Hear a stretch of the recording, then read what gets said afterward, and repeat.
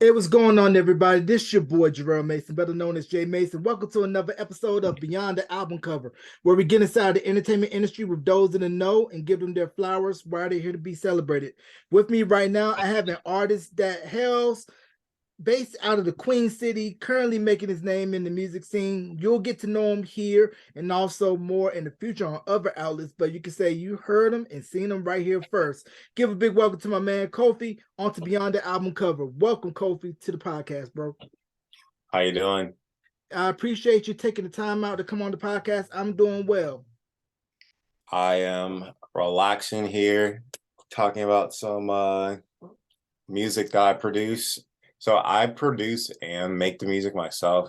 Not all of it, but most of it. Like this next coming track, I pretty much produced the made the beat from scratch, all from scratch, everything scratch. But Right.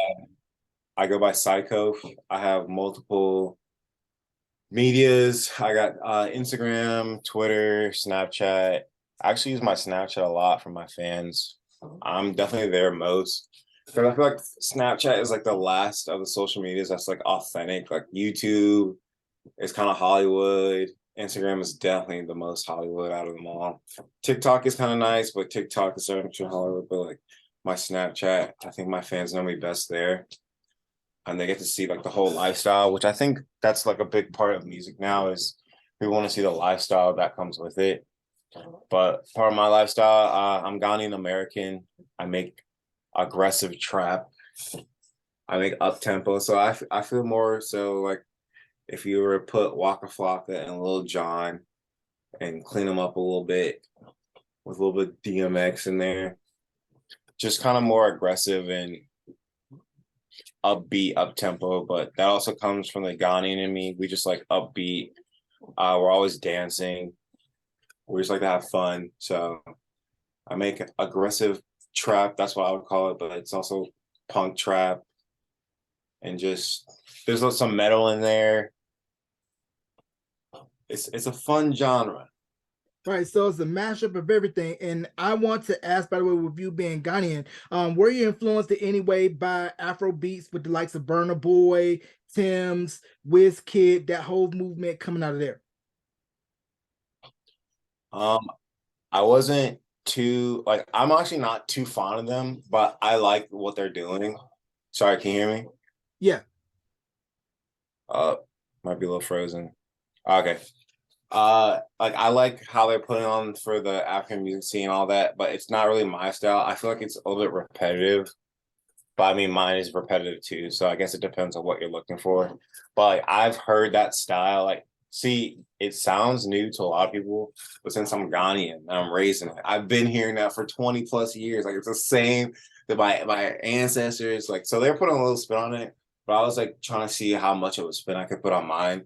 Mm, So I have certain tempos like my claps. If you listen to my claps and my snares closely, so there's like little sounds that like Ghanaians will pick up on, I guess, but the average person might not because they might not know. But my claps are like Ghanaian claps. Like right.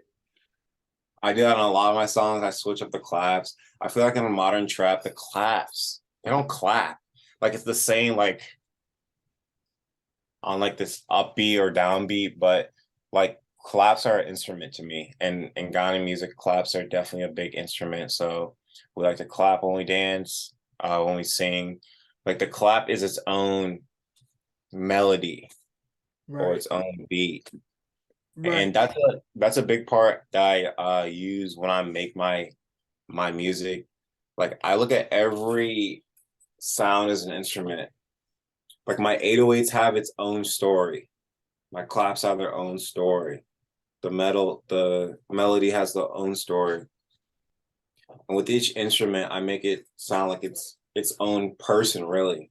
It's like more, I feel like it's adapting to where not so much of the genre, but like how well you use instruments, because I feel like a lot of genres are blending right now. Mm, So it'll just be like a big blend, and it's like, all right, who just has the master of each instrument? Like it's right. almost like data now. It's funny that you mentioned that all the genres are kind of cross pollinizing, and how back in, let's say, 20, 30 years ago, you wouldn't see a lot of mashups between different genres. Everything was completely separate. So, who were some of your musical influences that inspired you to get into the game? I would definitely say probably DMX. Definitely I listen to DMX a lot because it was just like fun. It's like it makes you want to do stuff, and it's I don't know. Especially with my generation of rap, it like doesn't make me want to do anything. It just makes me want to just be still. But I like stuff that makes me want to move. So definitely DMX. Um, let's see other influences. Definitely Lil Jon. Also, I like Lil Jon's chants. Lil Jon has some of the best chances, not chances, the best chants that I've heard. So I listen to a lot of System of a Down also. I love their see. I feel like they were genre blend, so I learned from them. They had like rock, but there's a lot of melody, like rock, metal, and sometimes he go off on a singing tangent and back to rock. So I felt like they had a great mastery of that. I also listen to Derek Minor a lot. He's actually like a gospel trap artist. So his was like more of the clean side that I like. It was like he could be clean and aggressive, which I also portray to be. So it's like a very we got like clean trap over here, and we got like chants from DMX over here, and then we got like rock and roll and metal from System of a Down, and at the bass is like Lil Jon, like chants and like heavy drums and like simple melodies that just kind of make you want to snap your fingers. That's literally like he made a song called Snap Your Fingers, and he just made it to where you want to snap your fingers.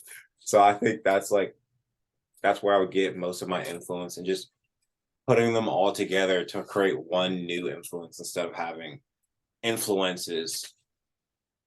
Yeah, because when you go back and listen to those Little John, the East Side Boys records, and all those records that came out of Atlanta during that mid to late 90s, early 2000s period, crunk was pretty much on a national scale with the likes of, Yeah. yeah, with Usher and Lovers and Friends, Lil Jon, Get Low, and all of those records really helped introduce that sound outside of a regional audience, because those of us who were Southerners heard about Little John and all those records before the rest of the nation and later the world caught on.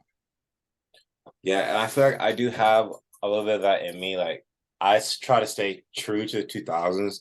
To me, that was the best time period for music. It was it was as if a new sound was coming out, but everything was fun to me.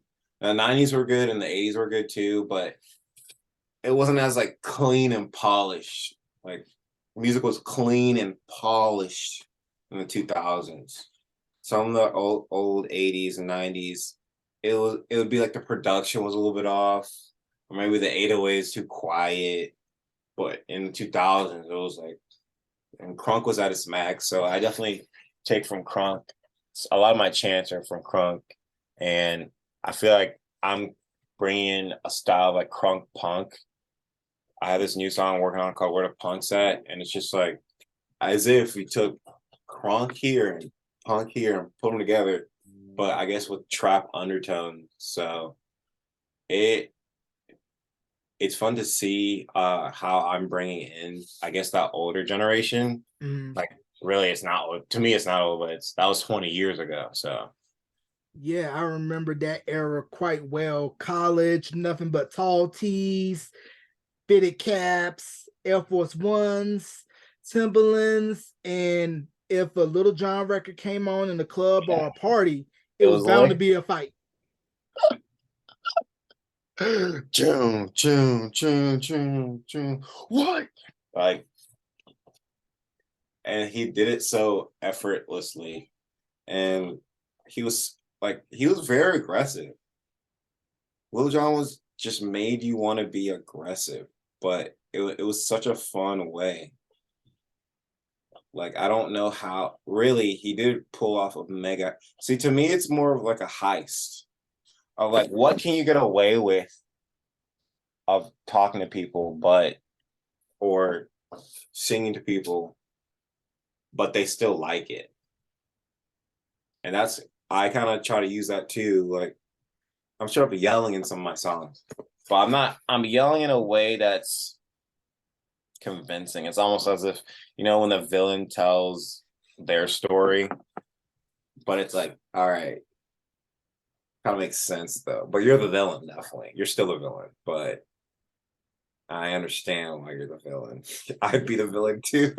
Yeah, because it's crazy that you mentioned punk and crunk and how those two subgenres have similarities, where it's both call and response, chants. One is mosh diving, the other is throwing bows, and how Little John is more similar to the Dead Kennedys, Bad Brains, Fishbone, Television, a lot of those acts that got big in the 70s and 80s at CBGBs and Max Kansas City and New York when the punk movement was at its height, also the Ramones as well.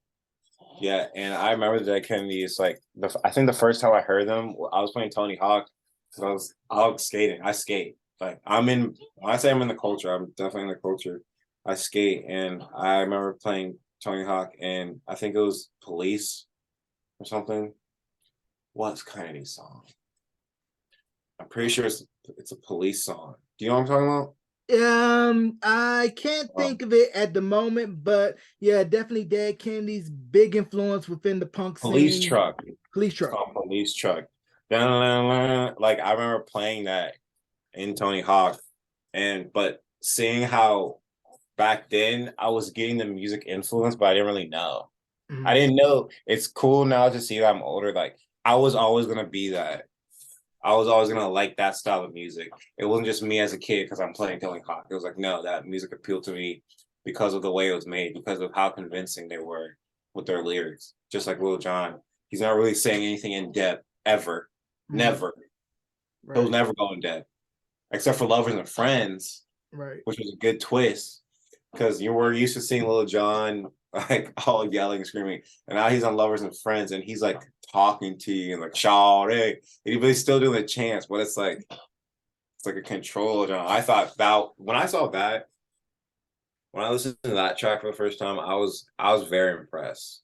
Like it was a great blend, and then Lil Jon kind of was the icing on the cake because he wasn't yelling this time, but it was kind of yelly. It was like it's like he toned it all the way back. So definitely getting some of those influences appealed to me a lot. And they appeal to me even when I'm performing. Like I don't know if y'all can see, I have quite a few jackets here. Let's see, which I'm debating on bringing them out when I perform. But let's see. All right, there we go. You can see there were jackets. So I mean, I can just change according to the beat or the song.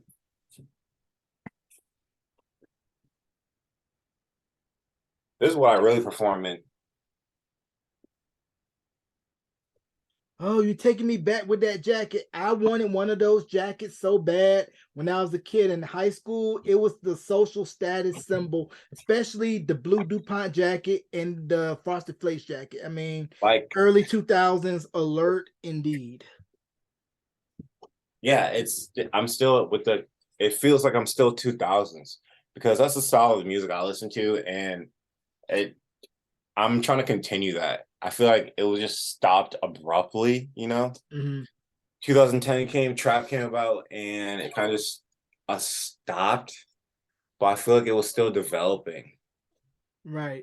Yeah, sound is always constantly changing, always constantly evolving. And you mentioned Little John. Little John's influence goes beyond crunk. He was responsible for giving us the So Def Bass All Stars compilations because I believe he was working at So Def as an A&R at the time when those tapes compilations were going on.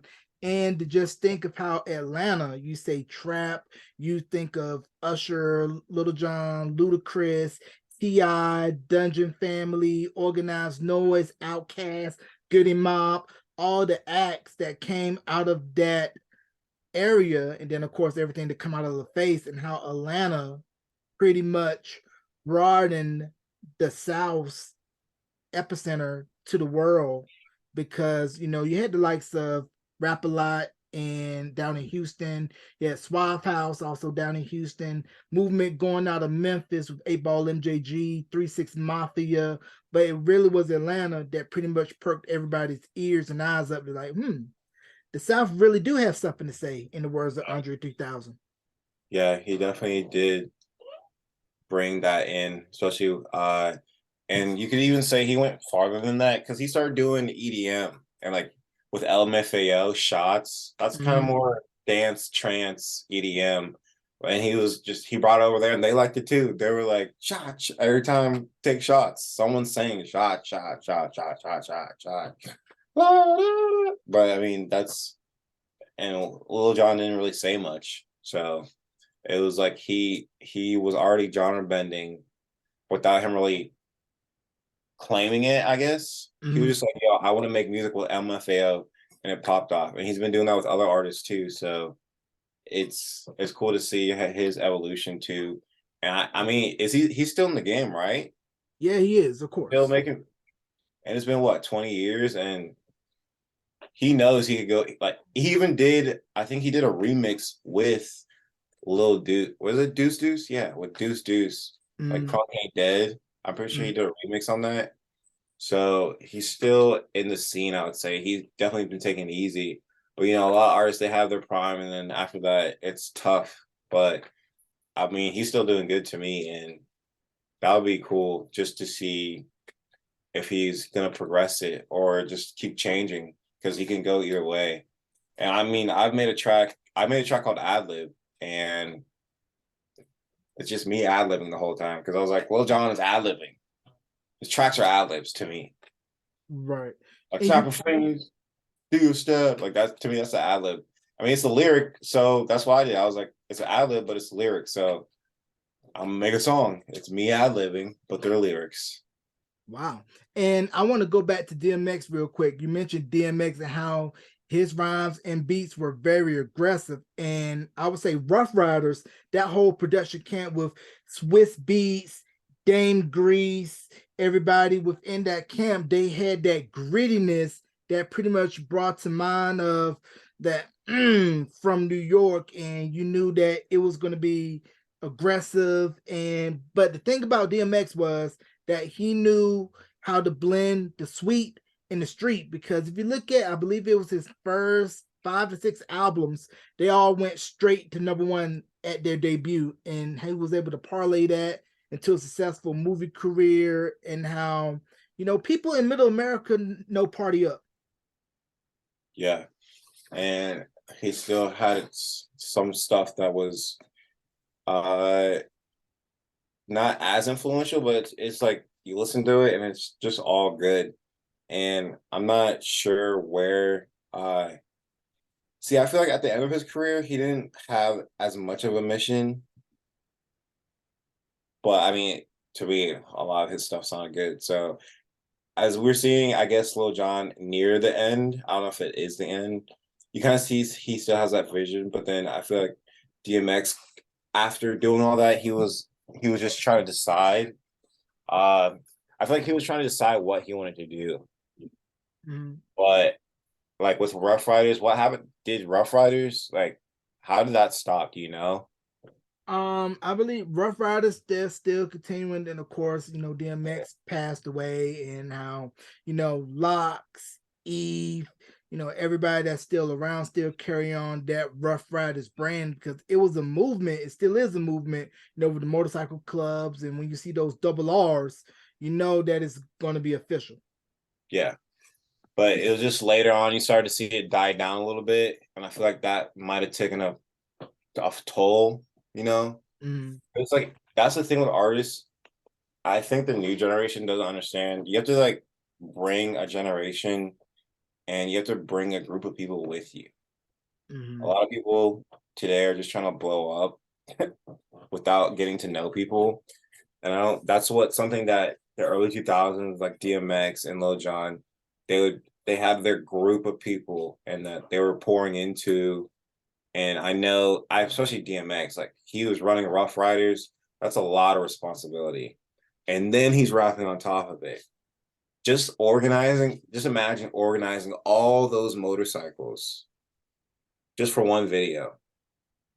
And DMX has to be in control of all that because it's based on him. So that's something that I've learned from the older like DMX and Lil Jon to stay true to like that community that is around me and the people that actually care. Because I'm telling you, these social media kids now, they if they pop off a little bit, some naysayer will come and just kill their whole vibe. Yeah, Just and it's funny you mentioned social media and the impact on the music industry and artists now to where you could just do a TikTok video and you can instantly get likes, follows, and probably get a deal off of that. But at the same time, while you have short-term clout, you may not have long-term longevity. And that's the thing about artists from the 2000s, 90s, 80s, and further back is that you had artist development. You got out, you toured, you did press and promo. Whereas to now, not to sound old man at cloud, you just upload, click, and you feel like you may know the person, but at the same time, you really don't because it's all an illusion based on the perception. So it's more now perception based as opposed to getting out there, boots on the ground, and putting in the work. yeah, and they had longevity. That's the major key. Because I'll be thinking about that too. And I'm like, nah, I gotta make tracks that have longevity. That's the key. They gotta be like I try to make a classic. I try to make each and every song a classic in its own regard. Now, obviously, I'm not gonna be able to do it perfectly where every song's a hit. I could if I just, I guess, triple, quadruple down. But I think about longevity the most when I'm producing because I want it to be a song that like you grow with, you know? Mhm. And those early like in sync, like bye bye bye, that'll always be ingrained in my memory. Because when I was a child, when I was 6, like 7, 8, I would sing the whole song repeatedly. And every time you hear it, it's like I still actually use some of that. The early 2000s pop had a heavy influence on me because there's just stars coming out the wazoo and they're all talented and they all have longevity.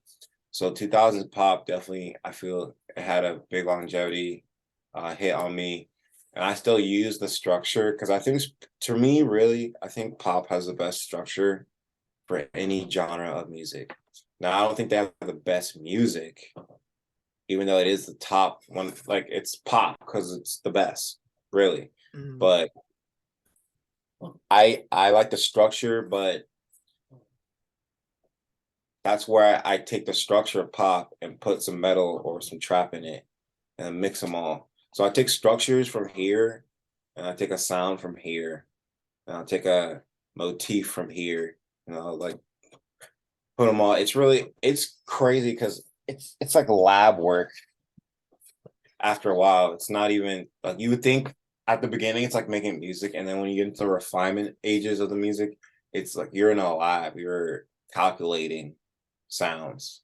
Yeah, it's pretty much like you're taking all these different ingredients and forming a new recipe. And you mentioned the pop structure of songs in the early 2000s, and you could credit that to the Sharon pop studio era in Sweden with Max Martin, the late Dennis Pop, Herbie Kreislow, and all the stuff that they did with Backstreet Boys, NSYNC, Britney, Robin, and even further back with Ace of Base, because the sign, whether you know it or not, was the number one song in the US for 1993. And I believe that was the last time that an international act had a number one song of the year in the United States. So that whole movement in Sweden pretty much gave birth to what we know now as the classic structure of pop, because whether you know it or not, whether you hate to admit it, you're probably secretly singing "I Want It That Way." I want it that way, yeah. Um, but it's really cool to see. I mean, it's definitely an evolution of music. So I'm debating if hyperpop might actually take over because it's just pop but on crack to me. Mm, And I'm debating to see if there just comes to be this last genre of just blended music. Like it's right. it's the last genre. That's all I can say. Just Mm, like all we have all these genres, and then it's like a perfect blend of all the genres into one song. right. And I Right. think that's the best song to be ever created. but I don't think we're there yet. I think that's Right, like 50 years or something. right. Give me your take on K-pop. I like K-pop, but I don't like it at the same time, which is funny. I like it because it's true to its nature and its structure, but I just don't like the sound. But I feel like that's because those are Koreans and their music style, and it just needs to be Ganyanized or something. You know what I'm saying? Right. Like I like the sounds, but I don't like how I don't like their finished products. Mm. Like it's a little bit. It is. I mean, it's K-pop, so it's a lot of it's cringy to me, but it's cute. It's like cute cringy. But I mean, I study Japanese pop and I study kawaii culture, and I have a personality called kawaii Kof. So I or persona. So I have Psycho and I have Kawaii Kof. And Kawaii Kof is actually normally when I wear this.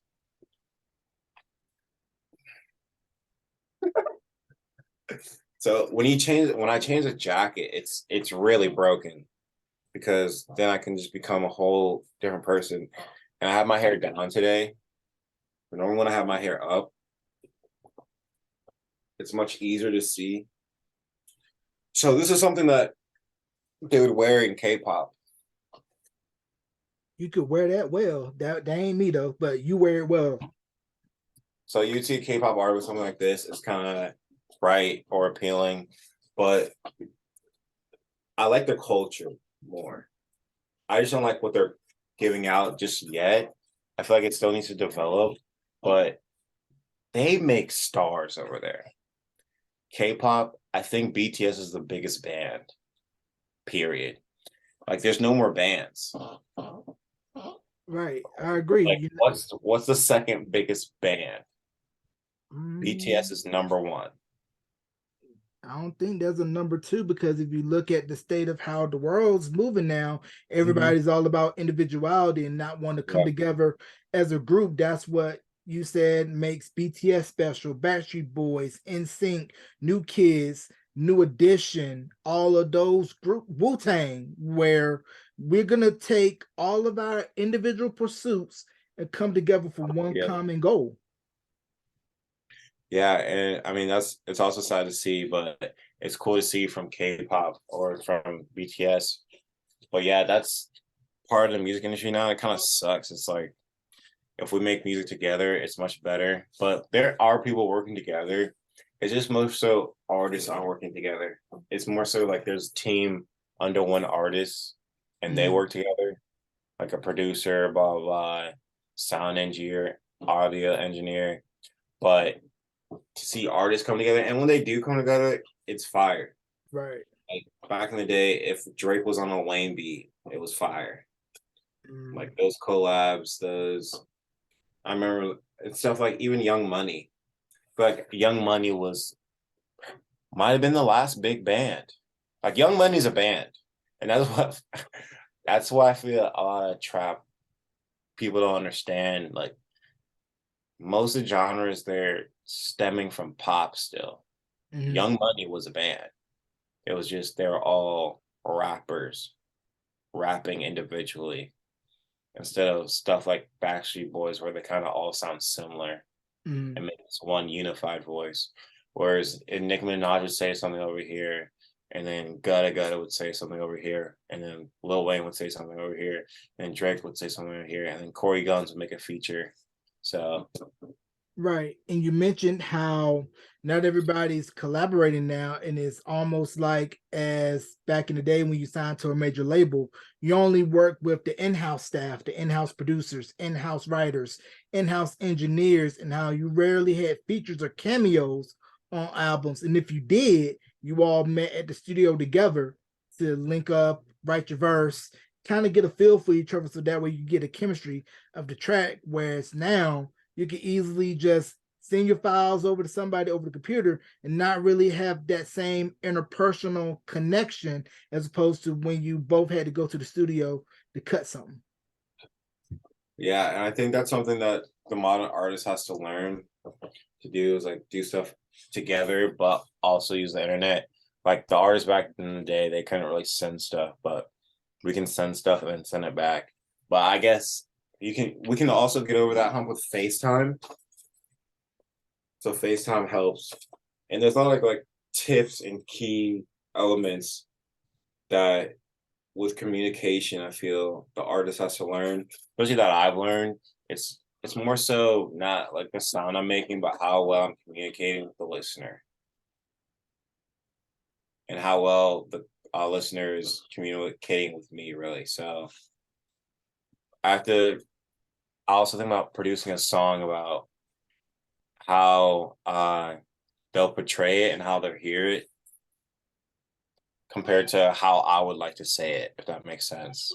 Because sometimes I'll make the song and I'm like, but I don't really think the listener will be able to actually do that or say it back how I say it. So I've been trying to take more pauses and more breaks and breaths so the listener can also maybe say it if they wanted to. Instead of just listening, trying to make songs that people can say instead of just listen to. Yeah. Right, right. And I want to get your take on Prince. And did he have any influence on you at all? Prince, I guess somewhat of an influence because he had that multiple styles flow that he had. Prince could be like 50 characters. Prince had that flow where he could do multiple like characters at one time. I think I took more of that from Prince. I didn't listen to too much Prince, but I mean, everyone's heard When Doves Cry, and like hearing stuff like that definitely inspired me. So I didn't have too much Prince background, but I think the biggest takeaway I got from Prince is when I saw like a sheet of him and all the multiple styles that he pulled out. That really impressed me. I was like, he's like 50 different artists in one artist. Yeah. So in his way, he was blending who he could be as an artist to the music. Instead of, I guess, the music being blent, he blent himself and the music followed. Yeah, yeah, because when you think about Prince and what he was able to do with the Time, Vanity Six, Apollonia Six, how they were pretty much essentially feeder acts to where they were able to be extensions of him that he unnecessarily couldn't get out on his own, but he felt like through these acts, I can put out something funky on the Time. I could put out something sexual and sensual on Vanity Six, Apollonia Six, then come back with my own. But also, too, he was a champion for artists' rights as to saying, hey, do it yourself. Don't let these labels jerk you around. And how he was the first one to really embrace the internet with the website mpg.com, put out the Emancipation album online, and was really just opening himself to being a groundbreaker, a rule breaker, and pretty much setting the stage for what we see now, to where artists are saying, hey, you're not going to take advantage of us. We know too much now. You can't put the genie back in the bottle. Yeah, that's definitely one of the biggest reasons why I started just releasing a bunch of myself. Because I just don't agree with how they treat artists in a label. And that's something that the early 2000s, they didn't have that luxury. You had to go to a label. You had to get your stuff done by someone else. But I can bring that new to the table where, hey, this is purely my sound because I made most of it, if not all of it. And it wasn't influenced by what the market was supposed to be. It was influenced by what I thought the future was, or what I thought I need to say, or what type of sounds I felt like were missing. I also feel like my music is filling in a lot of gaps within the music industry. Like I don't understand how there's not more aggressive trap artists. Like there's, especially nowadays, most of them just sound the same. So I'm just like, all right, there's a lack thereof. And that's where the data starts coming back into it. But I feel that definitely bringing this new early 2000, it's like a new, I call it Y2K2 because we're 20 years older, and the way I start seeing everything is like it's going back to where people want sound quality music. They don't just want quick hits. They want a classic again. I feel like music has a cycle of classics, then quick hits, then classics. and just kind Mhm. of goes around and around. So I think that we're coming back to classics and genuine music instead of 30 artists that sound the same, so we can get mass amount of volume. Right, which is good that we're reverting back to wanting classics and quality over quantity and short-term gains. But the thing with the internet now is that it cut out the middleman of the labels telling you this is what you're supposed to like. This is who you're supposed to listen to. But at the same time, anybody can just upload their stuff out there direct to consumer. But if you don't have the impressions, likes, follows, or clicks, it's gonna be hard to get through the muck and the mire because there's gonna be so many artists out there that is vying for your attention, and that you don't have your same 4 or 5 outlets how back in the early 2000s and 90s and even the 80s and 70s, as to now it's unlimited, and is you got to have something special about you even more in order to keep everybody's attention, because attention spans are here today, gone today. Yeah, and that's true. So it actually, since this is funny because I always theorize about that, but the weight always comes back to the listener because if they don't critique, so now the listener has to be the middleman who would critique the music and kind of be the one that showcases new music or kind of is the curator of music. But since he's gone, the middleman's gone. The listener now has to be the curator of sound quality music. Listeners now, they listen to so much music, they know what sounds good. So if they want trash artists, they'll be listening to trash artists. If they don't want that, they're gonna have to go and search themselves for the good art, as what the middleman would do. Like the labels would have to go and scout. Now the listener has to scout because there's no middleman. So the listeners today, they don't know this, but they're having to do more work. Because if you don't do the work, a bunch of trash artists are gonna come onto your playlist. And you're gonna be trying to listen to new music and you're not gonna like it. But what a lot of the consumers, I would say, like, because a lot of these listeners, they're just straight up consumers, they're just gonna go back to their old classics that they listen to. They just listen to the same 4 or 5 songs. So I learned that. So I say, hey, what are those classics that you constantly listen to? I'm gonna make my stuff sound like that. So you already have a familiarity. Wow, that's a word. Familiarity with the song. So that's where the old 2000s comes back. So it's always a give and take, especially with now. Like you said, there's way more muck, but that's fine because at some point it has to clear itself out, or just garbage will be everywhere. So at some point, someone has to clean it up. So the fans are gonna have to clean it up because they love music. So Yeah, because you mentioned how the consumer now has to do the work of the labels, since the labels don't really have that relevancy like they once did pre-internet, and how the consumers pretty much dictate to the labels, this is who you should sign based on clicks, based on followers, based on likes. And the labels are going to take that short-term gain and cash in on it, because now, because of metrics and data, is very risk averse with these labels, where do I want to take a risk on this artist that I saw singing at this cafe, and it's a genre that I know it's not going to be a instant seller, but it's going to be a slow burn to where they're going to have a consistent following, and they're always going to be working, and they could possibly get themselves a residency 20, 30 years from now if they play their cards right. So where do you think the balance can be struck to where I want success here, but I also want long-term gains here? Or you don't think that there's a way that the industry could be able to play both sides of the fence? not the industry can, but both sides will have to play harder. The labels have to scout harder. They don't scout hard enough. I feel like these labels are lazy. They let the fans dictate. The fans don't know how to dictate because the fans are listening to other fans and they're going off popularity based. But the label's initial job was to find the true talent. So it's like flopping where the fan has to find the true talent and the label is going off what's popular. But the labels have to be true to the music as a whole. And whether it doesn't matter what type of burn the artist is, the label has to make the investment so the artist doesn't get wasted.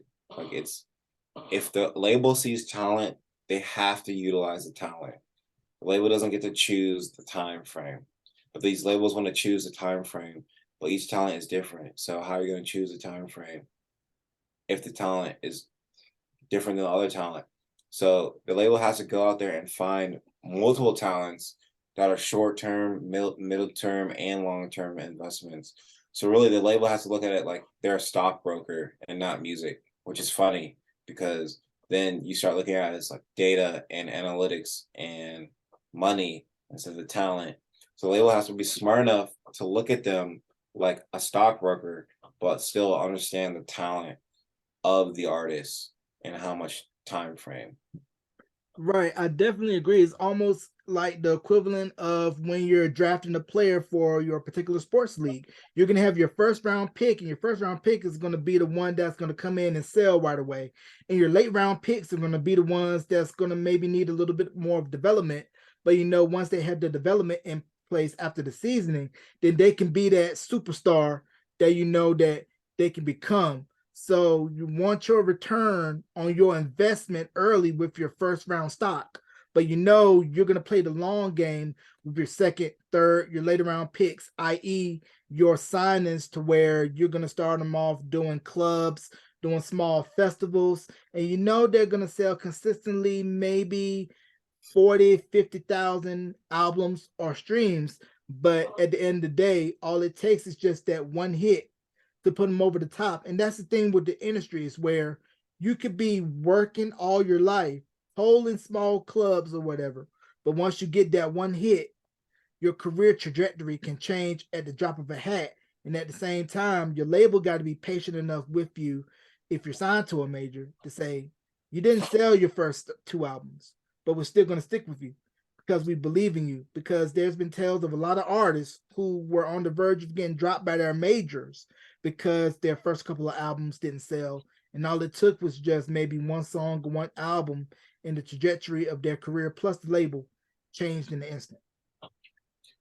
Yeah, and I feel like the labels need to worry less about the sales because obviously they care about the sales because they want their money back. But with social media now, it doesn't matter how much they sell the first time. If you blast their followers engagement and get them more followers, they're gonna sell more. So if I was a label, I would just I would really pick some of these artists at the 10K to 100K because they still have to try. So about 1K to 10K to 100K. And I'll just get them to 1 million followers. Are they going to sell more with 100K followers or 1 million followers? They're going to sell more with 1 million followers. So I'll just make the small investment of boosting their algorithm and then be like, all right, you have 1 million followers. This next one needs to do this much. And then it probably will because they have 1 million followers. So a lot of it now isn't even as getting the sort of value immediately, because if you utilize TikTok towards max, just get the awareness out and the rest will follow. Even if they only sell like 1 million, let's say they had 100 million followers and they only sold 1 million, that's 1%. That's 1 million in sales. That's 1 million albums. And with TikTok, you can do stuff like that. You can just advertise your way, but not advertise as in you're paying for the advertisement, but because you have such a following. Like these labels kind of want you to already have the following, but that's, to me, that ruins it because the time you made the person do it themselves, you could have done it times 10 faster and got your return 10 times faster. But you made the individual artists do it themselves, which they don't have the resources. So now you're both waiting for nothing. And then when the artist gets to where you want them, a lot of time the artist is gonna be like, no, I already did it myself. Why do I need you guys? Right. Yeah. So you almost have to be a well-oiled machine with the stats to back it up before you go to a major. As to when you do it independently, you can pretty much have control of your own stuff get a bigger share of the pie as far as streams and sales, and not have to worry about somebody always reaching into, okay, I want your merch profits, I want your stream profits, I want your publishing profits, I want this profits. You get to keep it all yourself, because we saw the fight that De La Soul just recently had to go through with getting all their original albums put on streaming, because the industry couldn't see far into the future to say, hey, not everything's going to be on physical anymore. We got to take into account for the digital. And it was hell and high water that they had to go through in order to get their albums placed onto streaming services. And they just now got it on streaming services. Rest in peace, Trugoy. Yeah, and stuff like that. I feel like if the artist is in that big, if they're in a major label, you have to be making music private. So you need to make what the label wants, and you make what you want. And when the contract is over, you need to leave the label with music you made that you wanted, that wasn't for the label, and then you sell that. So in other words, you put up stock for yourself and you hide it away and you stash it, so that you don't get screwed over by the label, because now the label owns all your music. No, you should have made your own. So in other words, you should have been independent again, even though you're under a label. So label, you gave the label like 5 records or whatever they want in the deal, but you also make 5 records of your stuff. Now it could even be the same exact song but different, and then you just mix it and put it somewhere else. So it's more like get pieces of your own pie. Make your own pie. Yeah. Like you make everyone, there's a pie of the label, and they take their pie, but you go make your pie, or make your pie first and set it over there, and then go make their pie, and they get their slice of their pie, but you still have another pie. Right. I have one waiting in the freezer for you to eat, while everybody else get to eat off the one that you made for them. Now, if you're going to go to a major in this year and age of 2023, which I disagree with, that's my personal opinion, you're going to be the last to eat. I'm going to repeat again. You're going to be the last to eat off that plate, because everybody is going to eat off the plate before you do. And see the example of when Left Eye, rest in peace, broke down the point structure that TLC had for Crazy Sexy Cool, and how even though they sold millions of that particular album, they only left with so few dollars, and they had to split that 3 ways, because everybody else ate off that plate first before they got their share, and they had to split it 3 ways. And yeah, I would see me. I really don't agree with going to a major, but I would go to a major. Why? Because I have a far greater reach. They'll just get my stuff up. I'll do a contract with them. Like, all right, how many songs? 3 albums? All right, I'll make your 3 albums. I still have stuff. I've made at least 100 songs or something, or 100 ideas at least. They're stashed. I'm not gonna give them those. I'm gonna let them have new ones. So I'm making new ones with them. Use their profiting, use their experience, use their outreach. After contract's over, I already have my stuff, and they gave me a new following. So I can give my new following old material, and they'll like it because of my new material with the label. So me personally, I wouldn't even deny a label. I would do a label for cheap too. I'd probably do it for real cheap. Make a couple songs. I've made. See, that's the thing with being independent. I've made songs by myself, full, and people like them. So I have industry people saying it's quality. I mean, the reason why I'm here is because I made the songs and they were quality. And you were like, let's hear some stuff. I want to get to know you better. So I'll just do that with the label for cheap. Like a label gave me for 10K right now. And I make 2, like even if they ask for 2 albums, I make the albums, I use that 10K wisely. That's the key. I penny pinch like a mug. Every single time I penny pinch very hard. Then after the contract's over, that's pretty much my money now. But I gave them what they want. They're gonna let me use their material. The labels, they have their studios, they have their, so I'll take that and I'll use their stuff and create their stuff with that stuff. Then I'll take what they give me and use it on my stuff. So I gave labels please. I gave the label what they wanted. I'm pleased. I got what I wanted. and both of y'all can be happy. And it also brings to mind how back before MC Hammer signed to Capitol Records, how he had an album independently called Power, and that was moving units throughout the Bay Area and in and around Southern California. Capitol Records saw like, who's this guy moving these units? They came knocking, and when you can make a label come to you, you got the leverage. Because like, why do I need you? I'm moving units independent. Why do I need you? Like Hammer, E40, Too Short.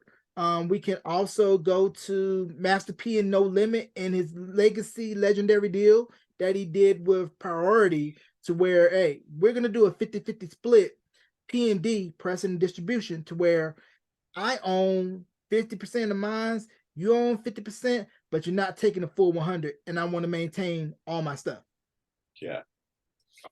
Yeah, and they could, even with me, they could take a major portion, but it'd be like I'll be getting, since I already have my 100%, whatever they give me, that's just on top. So let's say they took 75% and I only got 25%. To me, that's 125% because I already have my stuff. Now, the pain comes when I make a track with them that I really like, that I want for myself. But I always know that I can make another track. So I can make another track. And the reason why is because I'm genre blending. So I can make another track. And if I had made a track that I want that is already existing, I'll just go look at another genre and combine them. Right. And I could make the same track again, just change it with a little bit of genre. Like now with music, you can just keep making this. All these artists make the same tracks. They're just making the same track again and again, but whoever's producing it is knowing how to change it, make it different, but similar at the same time.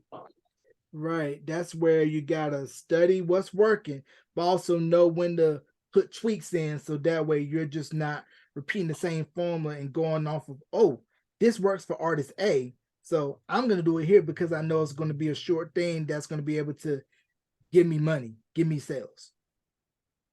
Yep. Right. So let's talk about current projects, what you got coming out, what you're working on. So the latest one I'm working on is where the punk's at. I mean, it's really changing around, but I think it's definitely gonna be a hit to me. I don't know how to explain it. It's like it's a kind of more of a call for punks, I would say, in trying to get the group mindset together. It's kind of like get a group of people that are like me. I'm trying to think of like a best way to put it. I'm trying to bring people who like aggressive punk, trap, crunk. It's really crunk punk to me. That's what I think it is. So I'm trying to get people that agree with that style and make it one new genre. I want to show you. I don't want to ruin it. Right.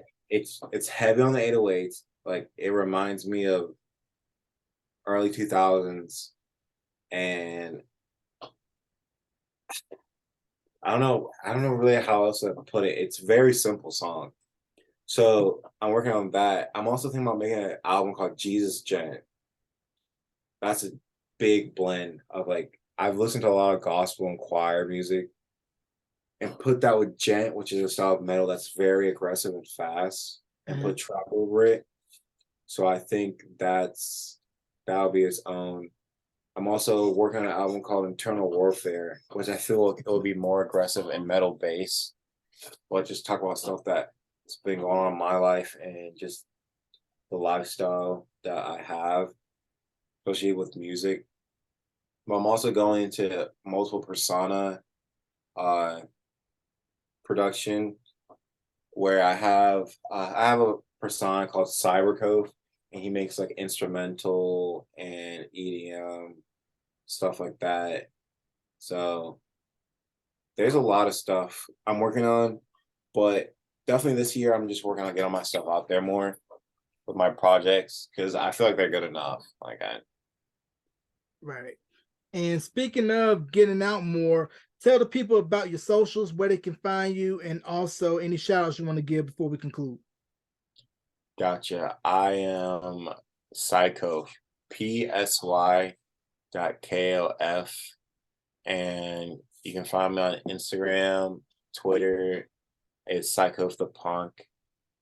Snapchat is Gonna Fresh, but I'm not sure if I'll add you because I like to like my Snapchat. I literally know every person, so that's really where my punks are at mostly. But my Insta, I post Mondays. I post meme Mondays, TikTok Thursdays, where I post my favorite TikToks of the week. Freestyle Friday sometimes. I post my freestyles. I have a YouTube also, but I mean I'm working on it still because I want it to the T. Let's see what else. I'm on Apple Music. Apple Music is my favorite. I'm on Spotify, Psycho. So I'm pretty much on all music platforms, but I produce my stuff mostly for Apple Music. So if you like Apple Music, you'll definitely be in for a treat. And yeah, those are my socials. I'm working on a website. I have one on my Insta. It's not the best, but I'm working on a website. I'm trying to bring that early 2000s like game-ish lifestyle back, like the internet and how things were blowing up on the internet and social media and stuff like that. So that is what I got coming. Those are my socials. All right. New genre awaits, new single. I just dropped the instrumental for my single. So I'm doing this thing where it's like a 1-2 punch where I'm dropping the instrumental, then I drop the track later. Nice. You're whetting the people's appetite, and you can catch this interview wherever you stream podcasts and on YouTube at youtube.com/beyond the album cover. Ladies and gentlemen, let's give a big thank you, big round of applause for my man Kofi for coming on. Kofi, thank you very much for coming on the podcast, my man, and you're welcome back anytime. Thank you. Appreciate it. I'll see you guys soon. Yes, sir.